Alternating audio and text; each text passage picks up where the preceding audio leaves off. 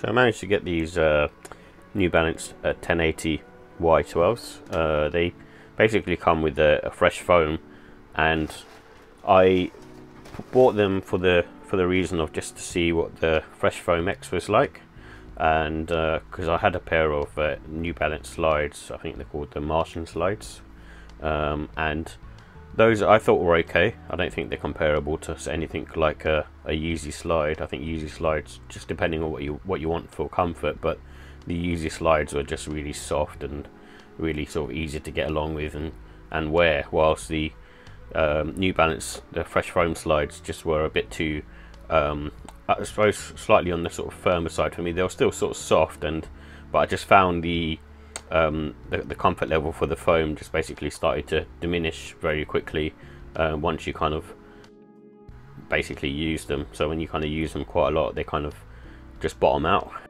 in terms of the comfort. Don't get me wrong, it's still comfortable, but I wouldn't say it's as comfortable as basically a Yeezy slide. And that's kind of my sort of A-star sort of outlook on slides. But with this one, just wanted to see what the Fresh Foam X was like, because I heard good reviews, and I feel it's quite still sort of firm, really similar to the slides. I thought it might be slightly better because it's you use it on the runner. These are really expensive as well. So in terms of the shoe itself, it's obviously a runner, and it's got sort of this kind of knit material on top, on the upper. And the foam, like I said, it feels kind of sort of hard and firm, but when you're sort of got your foot in it feels sort of soft and gives you sort of enough sort of bounce back. But I don't think it's as good as, say, as an Invincible Run, in my opinion. Obviously these came out before that, but I think the Invincible Run is just a lot nicer. It just depends on what you're looking for as well, I guess. But if you want something slightly more on the firmer side, but still giving you that sort of soft, cushiony feel, then this is a good alternative. And New Balance usually, like in terms of the fit as well, they quite sort of have like a wide fit as well, so it gives you sort of extra room. Again, just depends on what you're after, really.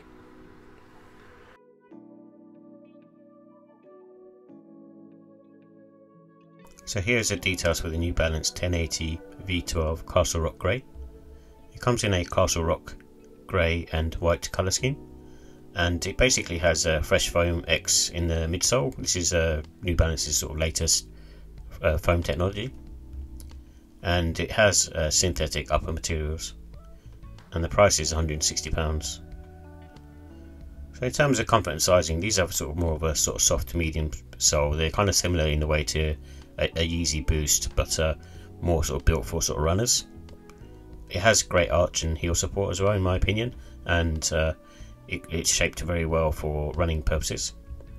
And you can go sort of true to size in these. There's no sort of issue because it's got a mesh upper. It's pretty much flexible, and the traction is very good. You can see the sort of traction pattern. It's got kind of these weird sort of pods all over it, but it does provide very good grip.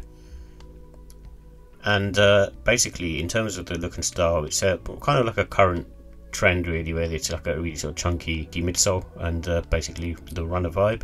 And they are sort of predominantly made for running and kind of using the latest New Balance tech. Using them casually, then you can kind of basically rock them sort of spring summertime, in my opinion, because of the mesh upper. But obviously they're sort of made for running. And just wear them casually because you've got more of a sort of sporty look. They're not got a classical look like a 990 model. So this is kind of pretty much like a runner, really.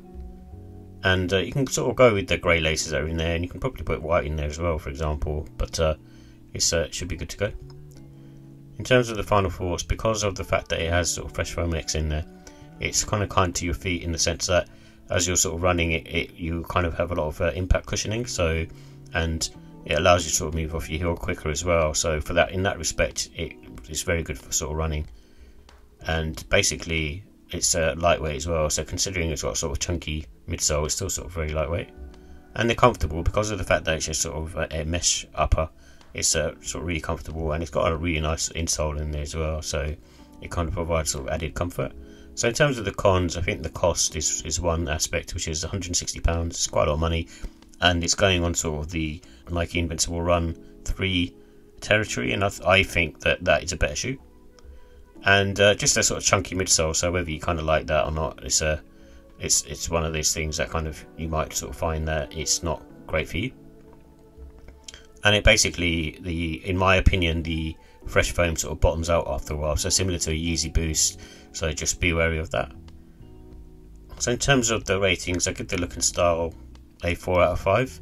I think it's a nice looking sneaker, and very much kind of giving the sort of current run vibes.